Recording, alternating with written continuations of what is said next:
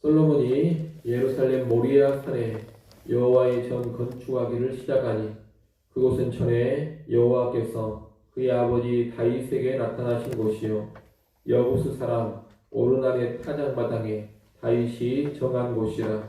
솔로몬이 왕위에 오른 지 넷째 해 둘째 달 둘째 날 건축을 시작하였더라. 솔로몬이 하나님의 전을 위하여 놓은 기대는 이러하니 옛날에 쓰던 자로 길이가 60규빗이요 너비가 20규빗이며 그 성전 앞에 있는 낭실의 길이가 성전의 너비와 같이 20규빗이요 높이가 120규빗이니 안에는 순금으로 입혔으며 그 대전 천장은 잣나무로 만들고 또 순금으로 입히고 그 위에 종려나무와 사슬 형상을 새겼고 또 보석으로 성전을 꾸며 화려하게 하였으니 그 금은 바르와임 금이며 또 금으로 성전과 그 들보와 문지방과 벽과 문짝에 입히고 벽에 그룹들을 아로 새겼더라. 또 지성소를 지었으니 성전 넓이대로 길이가 20규빗이요 너비도 20규빗이라 순금 600달란트로 입혔으니 몸무게가 금 50세겔이요 다락들도 금으로 입혔더라.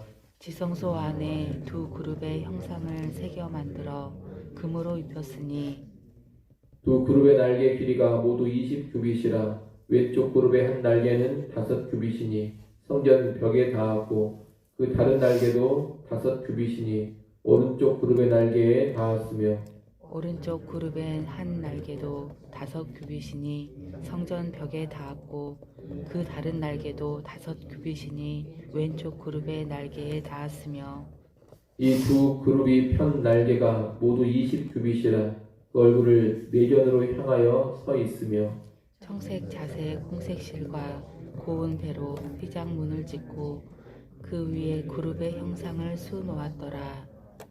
성전 앞에 기둥 둘을 만들었으니 높이가 35규빗이요 각 기둥 꼭대기의 머리가 5규빗이라.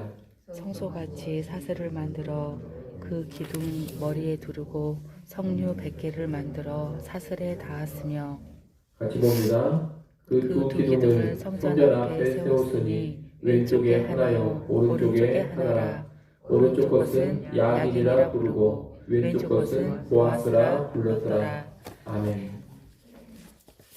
오늘 본문에서부터 솔로몬의 성전 건축이 시작됩니다. 이 성전 공사를 시작하는 사람은 솔로몬이지만 성전 건축은 하나님의 계획과 섭리 아래에서 이루어지고 있습니다.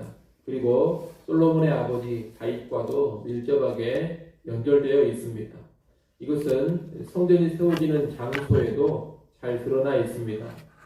3장 1절에 보면 성전을 지은 장소가 나옵니다. 성전은 예루살렘의 모리아 산에 건축됩니다.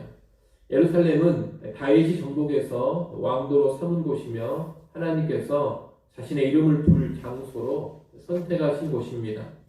그리고 예루살렘 북쪽에 위치한 모리아 산은 전염병의 재앙이 닥쳤을 때 하나님께서 다윗에게 나타나신 곳입니다.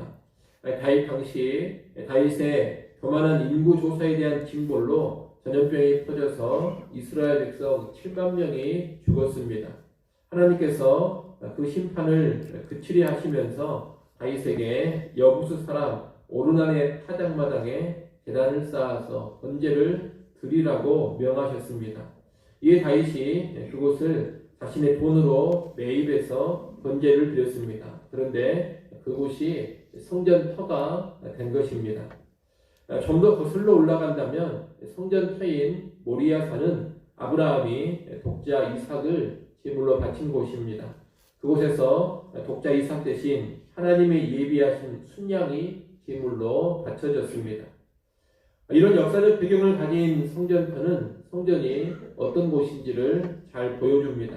이 성전은 죄로 인한 전염병의 재앙이 제사로 해결된 은혜의 자리에 지어집니다. 다윗이 자기의 돈으로 직접 매입한 헌신의 땅에 또 지어집니다. 그리고 아브라함이 독자 이삭을 바쳤던 헌신의 장소, 또한 하나님께서 순양을 준비해 주신 은혜의 장소에 지어집니다. 이렇게 성전터는 은혜와 헌신이 어우러진 장소인 것입니다. 이런 장소에 지어진 성전은 곧 은혜의 초소요, 헌신의 처소입니다. 성전은 하나님께서 임재하시는 곳인데 주의 백성들은 바로 그곳에서 제사를 드리며 죄사함의 은혜를 비롯한 풍성한 은혜를 받아 누립니다. 그리고 그곳에서 온전히 자신을 하나님께 드리며 헌신하는 것입니다.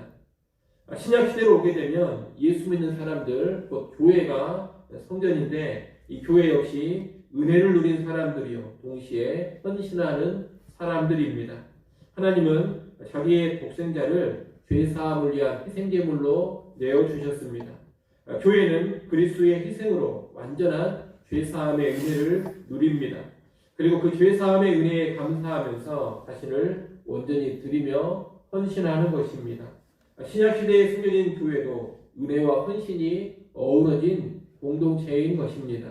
이를 잘 아시고 성전, 구약 연관에서 이 은혜와 헌신을 언제나 기억하시기를 바랍니다. 3장 2절 말씀은 솔로몬이 왕위에 오른 지 넷째 해 둘째 날에 성전 건축을 시작했다고 합니다. 이때는 주전 966년으로 여러분이 이해를 하시면 되겠습니다. 3절 4절 말씀은 성전의 규격과 낭실에 대한 설명입니다. 성전을 위하여 놓은 지대는 길이가 60규빗, 너비가 20규빗입니다. 이 지대가 곧 성전 건물의 규격이 되기 때문에 성전은 길이가 60규빗이요, 너비가 20규빗이라 이렇게 우리가 이해할 수가 있겠습니다. 한 규빗을 넉넉히 잡아서 50cm로 본다면 성전은 길이가 대략 30m쯤 되고 성전의 너비는 대략 10m가 되는 겁니다.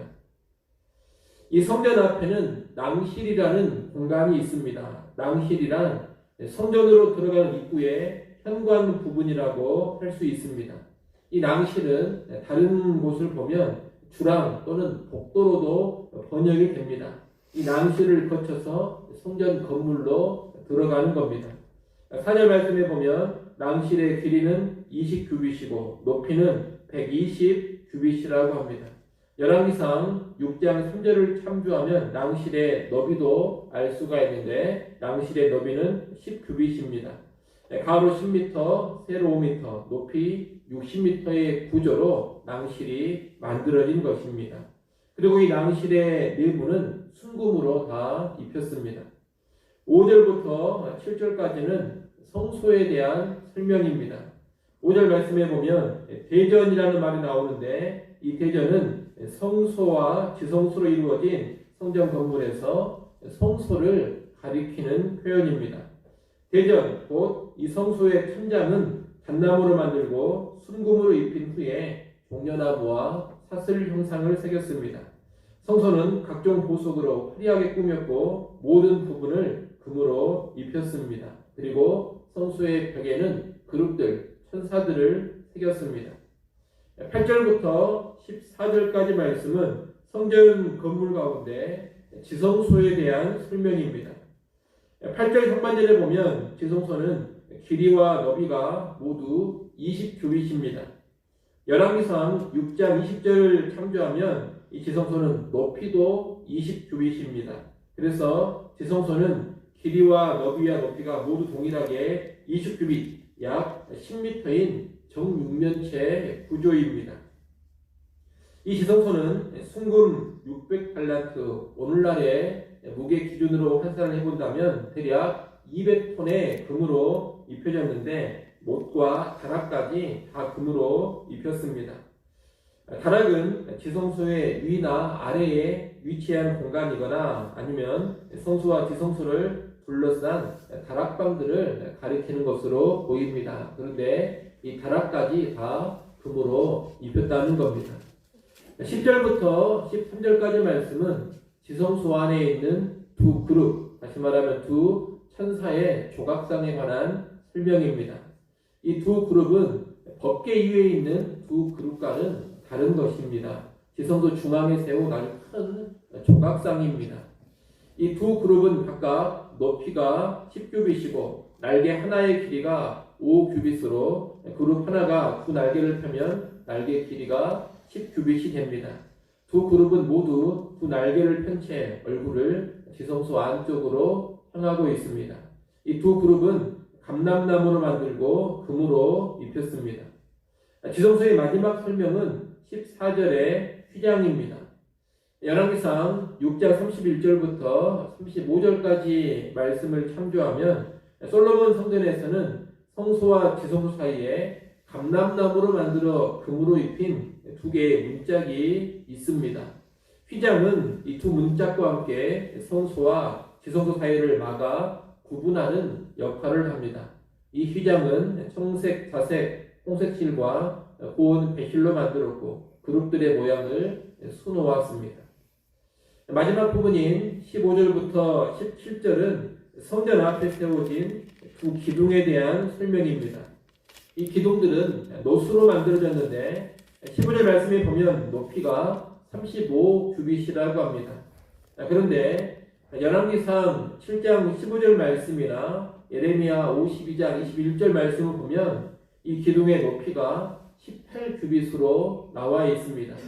그래서 18규빗이 맞냐 35규빗이 맞냐 이런 논란들이 있는데 아마 18규빗이 맞는 것으로 보입니다. 오늘 본문에 35규빗은 후대의 필사자가 잘못 기록한 것으로 우리가 이해할 수가 있겠습니다. 성전 녹기둥의 높이는 18규빗이다 이렇게 여러분이 알고 계시는 것이 좋겠습니다. 그리고 기둥 꼭대기에는 5규빗 높이로 논머리를 얹었습니다. 그래서 기둥의 총 높이는 23규빗입니다. 이 기둥의 논머리는 백합화 형상인데 이 논머리에 사슬을 만들어 둘렀고 석류 100개를 만들어서 사슬에 매달았습니다. 이 두 개의 기둥은 성전 앞 오른쪽과 왼쪽에 세우는데 오른쪽 것은 야긴, 왼쪽 것은 보아스라고 불렀습니다. 야긴이란 그가 세우신다 이런 뜻을 가지고 있고 보아스는 그에게 힘이 있다는 뜻을 가지고 있습니다. 이상의 성전 건축에 관한 내용은 성전이 무척 화려하고 웅장하게 지어졌음을 보여줍니다. 화려하고 웅장한 성전은 하나님의 영광을 상징적으로 보여주는 것입니다. 성전은 지극히 영화로우신 하나님이 거하시고 그분의 영광을 계시하는 곳입니다. 또한 주의 백성이 영화로우신 하나님께 영광을 돌리는 곳입니다. 이런 것을 상징적으로 보여주기 위해서 온갖 보석과 금으로 아주 화려하게 꾸며졌고 웅장하게 지어진 것입니다. 아울러 이 영화로운 성전을 짓기 위해서 다윗을 비롯한 이스라엘 백성들이 기꺼이 헌물을 드렸다라는 것도 우리가 잘 알아야 합니다. 역대상 말씀을 보면 다윗은 성전 건축을 위해서 10만 달란트 약 3,750톤의 금을 비롯한 다양한 건축 자재를 미리 준비했습니다. 자기 재산을 거의 다 들여서 성전 건축을 준비한 겁니다. 그리고 이스라엘의 고관과 백성들도 하나님께 물질을 들여서 성전 건축에 동참했습니다. 이런 백성의 헌신 가운데 영화로운 성전이 지어진 것입니다. 오늘날은 건물로 된 성전이 따로 있지는 않습니다. 그러나 이 구약의 건물 성전을 보면서 하나님의 영화로움을 우리가 깊이 묵상해야 하겠습니다. 하나님이 얼마나 영광스러운 분인지를 제대로 알아야 한다는 것입니다. 그것을 제대로 알고 하나님께 합당한 영광을 올려드리는 성도들이 되어야 합니다. 우리가 예배할 때 영화로우신 분께 나와서 영광을 돌린다는 것을 꼭 기억하면서 가볍게 예배하지 않고 함부로 예배하지 않아야 합니다. 지극히 영광스러운 분께 합당한 영광을 돌리고자 하는 그런 마음으로 예배해야 하는 겁니다. 또한 그분을 영화롭게 하기 위해서 우리의 물질과 삶과 인격을 온전히 드릴 줄 알아야 합니다. 인간의 제일 되는 목적은 하나님을 영화롭게 하는 것입니다. 마땅히 영광 받으셔야 하는 하나님을 영화롭게 하는 것, 그것이 인간의 제일 되는 목적입니다. 그러니 하나님의 영광을 위해서 기꺼이 우리의 물질과 우리의 시간 그리고 우리의 몸, 우리의 삶과 전 인격을 드릴 줄 알아야 합니다. 더불어 오늘날은 교회 공동체가 성전이라는 것을 알고 하나님 구하시는 교회의 영광도 바로 알아야 하겠습니다.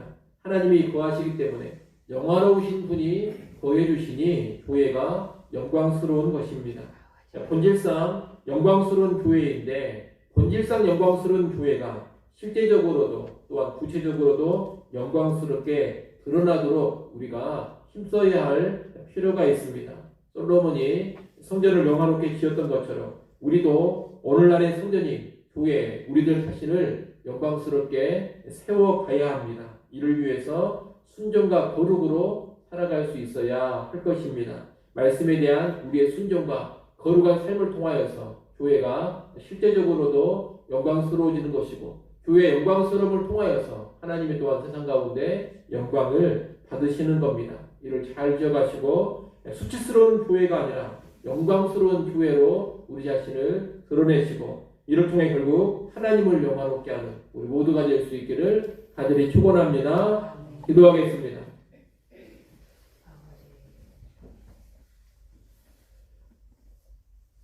하나님 아버지, 성전 건축을 시작하는 솔로몬의 모습을 보았습니다. 또 이 성전이 어떻게 지어지는지를 보았습니다. 성전이 은혜의 장소, 헌신의 장소 이외에 세워졌음을 기억하면서 오늘날 우리 또한 은혜에 충만한 사람으로 또한 헌신이 충만한 사람들로 세워져 가게 하여 주옵소서. 교회 안에 은혜와 헌신이 가득하기를 간절히 바라고 원합니다.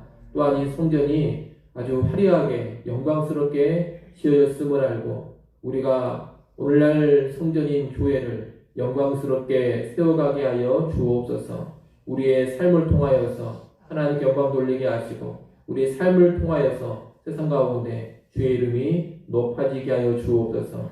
교회가 함께 모여 예배할 때에도 영화로우신 하나님께 예배하는 그 시간 그 자리임을 늘 기억하게 하시고 우리의 모든 예배가 하나님 앞에 영광 돌리는 합당한 예배 되게 하여 주옵소서.